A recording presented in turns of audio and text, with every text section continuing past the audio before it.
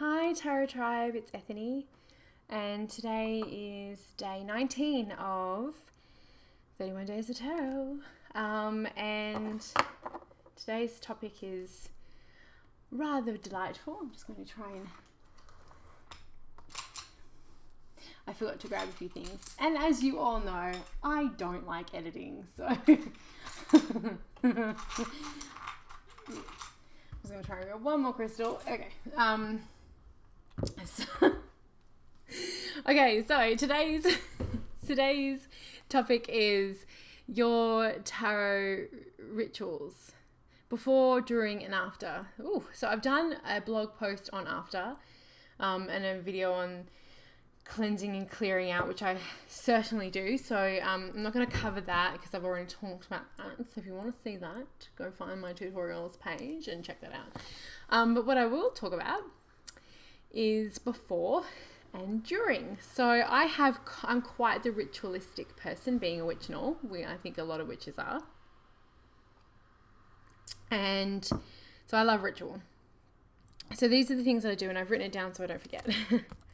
Number one, I clean my altar space. So I usually have behind this magic thing from IKEA that I got that I love, full of fairy lights.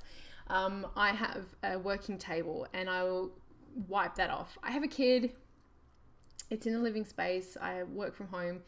So my home office, we have a big open plan. So I have to go clean it to make sure there's no peanut butter or anything on there. So I clean that off, and I actually use a sage table spray, which is amazing. It's from like a green earth product. So I use that, and then I'll wash my hands, which is important. Beforehand as well, I would have selected my jewelry. So I love my power ring, which I will be buried with. I love it to pieces. My hands look so old. It's a clear quartz pentagram cut, which I got many, many years ago in Spellbox in Melbourne. I love my Mystic Topaz, which is pretty new. I also usually wear... this was a gift from a lovely friend called Grace, who does healings here in Vancouver. I have another couple of garnet ones, but they both broke. I'm pretty rough with my stuff, so I need to rethread them. So I usually put on my jewelry. I'm wearing my moon pendant today. I do have pentacle and pentagram pendants. And then I will set up my altar. So I set up my altar with, always with a candle. A spirit candle, which I will light when I'm doing my readings, and they stay lit the whole time I'm doing my readings. I have a number of candle holders, so any one of the day that I feel I want to have out on my working space.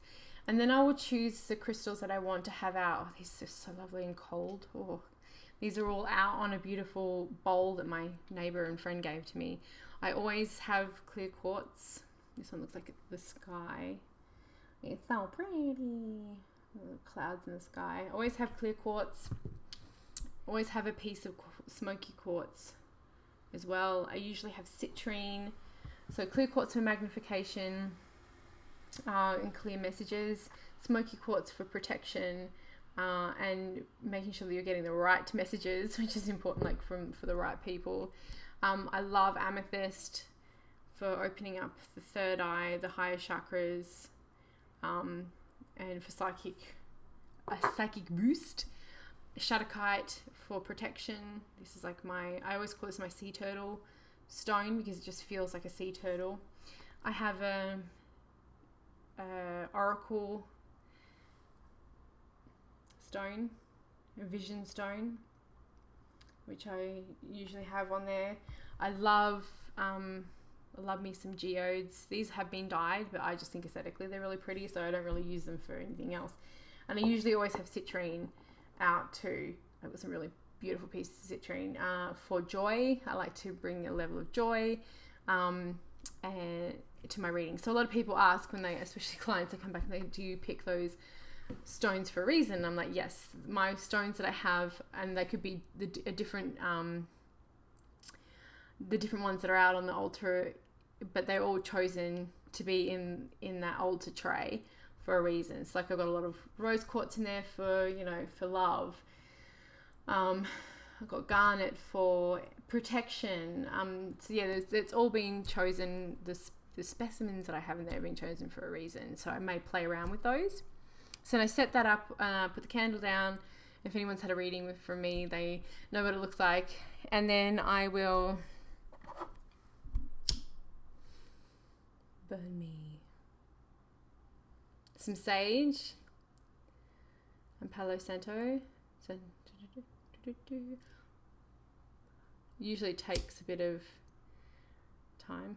How classy am I with my Bic lighter? Lighters are like a hot commodity in this household. None of us smoke, but we do burn incense. And I have lots of feathers and lots of fans. Smells so good. So I'll fan over me, and I'll fan over the altar and the decks that I've had. So I'll grab the decks I'm working with and I'll lay them out and give them a good clean. So I'll just pop it over here. So I'll give it a good smoke ceremony. And then I will use a spray. So this is one of the sprays that one of my good friends makes, Window to the Soul. Shake well before each use. So this is her business is actually called Essential Spray, her aromatherapy sprays. She has an Etsy. Fuck, that smells good. I want to drink it. Probably shouldn't. Probably won't. Won't do it. It smells really good. Give myself a spray, give my crystals a spray, and just very lightly over my decks, because you don't want to make them wet. It's just to clear out my energy, just in case like I've read a shitty email or I've been focusing on something else, just like switch my gears. And then I will close my eyes and connect to my spirit guides. And if you haven't done my spirit guide training, the free course at the academy, I walk you through all that. And then I use that connection, and then I will go back and start the reading with the clients. So that's what I do before and during. And during is more just the constant communication with my my lovely guides. And also if I'm in, let me grab a deck. If I'm in a reading and I'm using more than one deck, so if you came to have a physical reading with me, you may find that I'll have my deck and I'll have a crystal on top of it. So the reason why I do that, I learned that from my tarot teacher, Gail's. So it's kind of like a picked up habit. Secondly, it's a good way to knock the deck. So if you put a crystal on top of it, you're shaking the energy out, because I am a tarot reader who will give you the deck to put your energy in, at least for the first question. So it knocks the deck, so it gets all the energy out from the last person, and then it grounds it too with having the crystal on top. And I'll usually put one of my wands, so like a clear quartz or a smoky quartz, on top of it to clear it out. And it's not to say, that you got bad juju. It's just more, not at all. It's just a way to clear that, so the next time I pick it up, it hasn't got any residual energy on it. So that's how I do my thing before a reading. And I'm sure some of us have got very similar rituals, and I can't wait to see which ones they are. And thank you so much for watching, and I will see your gorgeous faces tomorrow.